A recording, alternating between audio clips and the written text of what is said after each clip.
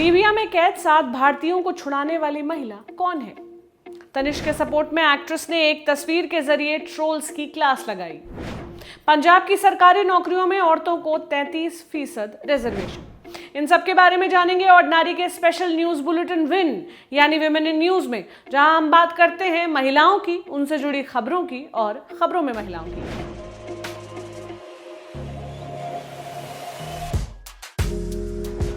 बढ़ते हैं हमारी पहली खबर की ओर। गोरखपुर की महिला ने लीबिया में कैद 7 भारतीय छुड़वाए। तबस्सुम मंसूर लीबिया के बेगांजी शहर के एक इंडियन स्कूल के प्रिंसिपल हैं। जन्म उत्तर प्रदेश के गोरखपुर में हुआ था। तबस्सुम इस वक्त खबरों में इसलिए हैं क्योंकि उन्होंने लीबिया में अगवा किए गए 7 भारतीयों को छुड़वाने में बड़ी मदद की है। 7 आदमी लीबिया में एक एनर्जी कंपनी में काम करते थे। 13 सितंबर को भारत वापस आना था इन्हें।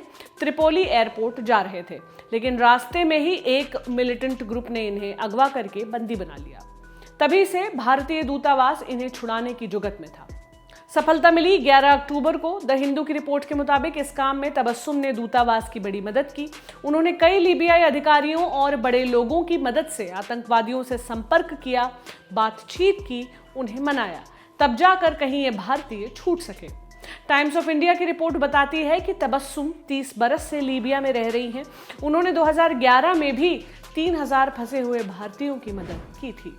अगली खबर, तनिष्क के सपोर्ट में एक्ट्रेस ने एक तस्वीर के जरिए ट्रोल्स की क्लास लगाई। ज्वेलरी ब्रांड तनिष्क का एक विज्ञापन हाल ही में आया था। एक मुस्लिम परिवार हिंदू बहू की गोद भराई कर रहा था हिंदू रीति रिवाज के अनुसार। इसे देखकर सोशल मीडिया पर कई लोग भड़क गए, लव जिहाद कहकर विरोध करने लगे, बवाल हुआ। आखिर में तनिष्क ने ऐड वापस ले लिया।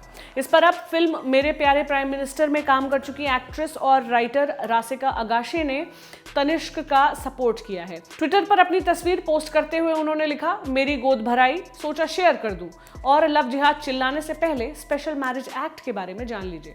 दरअसल रसिका के पति हैं एक्टर ज़ीशान अयूब, जो कि मुस्लिम धर्म से ताल्लुक रखते हैं, और रसिका हिंदू हैं, लेकिन उनकी गोद भराई की तस्वीर से साफ है कि यह रस्म हिंदू रिवाज से की गई थी।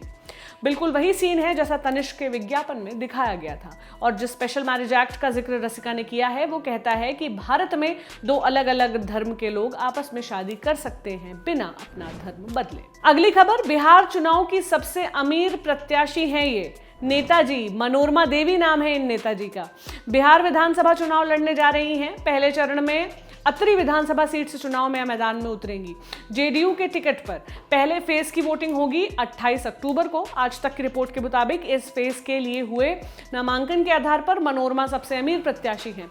चल दोनों संपत्तियां मिलाकर इनकी प्रॉपर्टी लगभग 90 करोड़ की है। बिहार विधान परिषद की वेबसाइट के मुताबिक मनोरमा जेडीयू एमएलसी हैं। पहली बार विधायकी का चुनाव लड़ने जा रही हैं। पति थे बिंदेश्वरी यादव, कुख्यात डॉन, हाल में कोरोना के चलते जिनका निधन हो गया। पति पर कई गंभीर आपराधिक मुकदमे दर्ज थे। बेटे का नाम है रॉकी यादव। साल 2016 में रॉकी तब चर्चा में आया था जब एक रोड रेज केस में आरोपी बना था। आदित्य सचदेवा नाम के लड़के को गोली मारने के आरोप उस पर लगे थे। बाद में कोर्ट ने दोषी पाते हुए उम्र कैद की सजा सुनाई थी। अगली खबर, पंजाब की सरकारी नौकरियों में औरतों को 33% रिजर्वेशन मिलेगा। पंजाब सरकार ने महिलाओं के हक में बड़ा फैसला दिया है।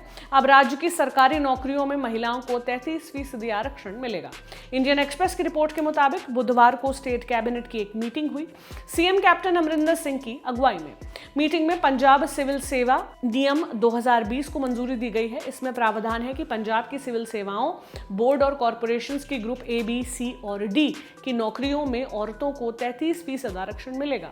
सीएम अमरिंदर सिंह ने ट्वीट करते हुए इसे पंजाब की औरतों के लिए ऐतिहासिक दिन बताया। कहा कि इससे बेटियों को सशक्त बनाने का लंबा रास्ता तय होगा, न्यायपूर्ण समाज भी बनेगा। कांग्रेस पार्टी और उसके नेतागण भी इस फैसले पर खुश होते हुए दनादन ट्वीट्स कर रहे हैं। अगली खबर, गीता गोपीनाथ ने जताया भारत की इकोनॉमी पर भरोसा। अंतर्राष्ट्रीय मुद्रा कोष यानी आईएमएफ के बारे में आपने सुना होगा। इस संस्था ने जीडीपी को लेकर अपने अनुमान जारी किए हैं। इसके मुताबिक 2020-21 में भारत की प्रति व्यक्ति जीडीपी में 10.3% की गिरावट आ सकती है। वहीं बांग्लादेश की आर्थिक विकास दर 4% तक बढ़ सकती है। अगर ऐसा हुआ तो भारत प्रति व्यक्ति जीडीपी के लिहाज से बांग्लादेश से भी पीछे हो जाएगा। इसके बाद विपक्षी दलों ने मोदी सरकार को घेरना शुरू किया। इंडिया टुडे की रिपोर्ट के मुताबिक अब इस मुद्दे पर आईएमएफ की चीफ इकोनॉमिस्ट गीता गोपीनाथ ने भारत की इकोनॉमी पर भरोसा जताया है। उन्होंने कहा, भारत एक बड़ी अर्थव्यवस्था है, हमें ये देखने की जरूरत है कि इस हालत से बाहर आने के लिए क्या किया जा सकता है। भारत के पास बहुत क्षमता है, ये सबसे तेजी से बढ़ने वाली बड़ी इकोनॉमी थी। भारत में युवाओं की जनसंख्या ज्यादा है। 2019 के स्तर पर वापस जाने के लिए भारत को नई नीतियां सही जगह पर लानी होंगी। इसके अलावा गीता ने यह भी कहा कि कोरोना का भारत में ज्यादा असर हुआ है। लॉकडाउन में कई सारे काम बंद हो गए थे, इसकी वजह से जीडीपी में भारी गिरावट हुई। अगली खबर विदेश से। ब्रियोना टेलर उम्र 26 साल, अश्वेत थी, अमेरिका के केंटकी स्टेट में रहती थी अपने बॉयफ्रेंड केनेथ वॉकर के साथ। 13 मार्च के दिन पुलिस ने उनके घर पर तथाकथित ड्रग्स की तलाश में रेड मारी। गोलियां चली, ब्रियोना को 6 गोलियां लगी। इलाज के दौरान उनकी मौत हो गई। पुलिस ने मर्डर की कोशिश के आरोप में केनेथ को ही अरेस्ट कर लिया। बाद में अदालत से आरोप खारिज हो गए। इस गोलीबारी के लिए 4 पुलिस अफसरों पर सवाल उठे। अमेरिका में ब्लैक लाइव्स मैटर अभियान छिड़ा हुआ है। लोग अश्वेतों पर पुलिस की ज्यादती के खिलाफ झंडा बुलंद किए हुए हैं। ऐसे में ब्रियोना की हत्या के लिए पुलिस वालों पर केस दर्ज करने को आंदोलन शुरू हो गया। देश भर में लोग सड़कों पर उतरे। अब भी कई जगहों पर प्रदर्शन हो रहे हैं। ब्रियोना की मौत को 6 से 7 महीने हो चुके हैं। केनेथ भी इंसाफ के लिए लड़ रहे हैं। पहली बार केनेथ ने एक न्यूज चैनल को इंटरव्यू दिया जो 14 अक्टूबर की सुबह टेलीकास्ट हुआ। केनेथ ने 13 मार्च की रात की पूरी कहानी बताई और पुलिस पर गंभीर आरोप लगाए। कहा कि ब्रियोना जब खून से लथपथ पड़ी थी तब भी पुलिस ने उन्हें बचाने की कोशिश नहीं की, बहुत ही खराब बर्ताव किया। अब हमारा आखिरी सेक्शन, आज की ऑर्डिनरी। इसमें हम आपको मिलवाते हैं एक ऐसी आम महिला या लड़की से जो कोई सेलिब्रिटी नहीं होती, लेकिन उससे देश की सभी महिलाएं कुछ न कुछ सीख जरूर सकती हैं। आज की ऑर्डिनरी है जोआना वांग। खबरों में इसलिए हैं क्योंकि कुछ ही दिन पहले इन्होंने शादी की और शादी के जश्न मनाने के लिए 500 लावारिस कुत्तों को खाना खिलाया। समाचार एजेंसी एनआई के मुताबिक जोआना वांग और यूरेका आप्टा ने 25 सितंबर को भुवनेश्वर में शादी की। उन्होंने एक एनिमल वेलफेयर की मदद से भुवनेश्वर के 500 लावारिस कुत्तों को खाना खिलाया।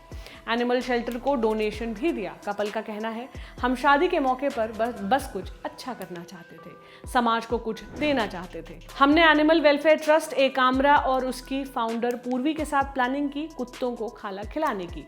हमने उनके शेल्टर के लिए दवा और थोड़े पैसे भी दिए। बता दें कि जोआना और यूरेका ने शादी भी बहुत सिंपल तरीके से की, मंदिर में बिना किसी डेकोडाई के। तो ये थी आज की खबरें। कल फिर मिलेंगे विमेन इन न्यूज़ में। अगर आप भी जानते हैं ऐसी महिलाओं को, लड़कियों को जो दूसरों के लिए मिसाल है, तो हमें उनके बारे में ज़रूर बताइए। मेल करिए lallantopwomeninnews@gmail.com पर। शुक्रिया।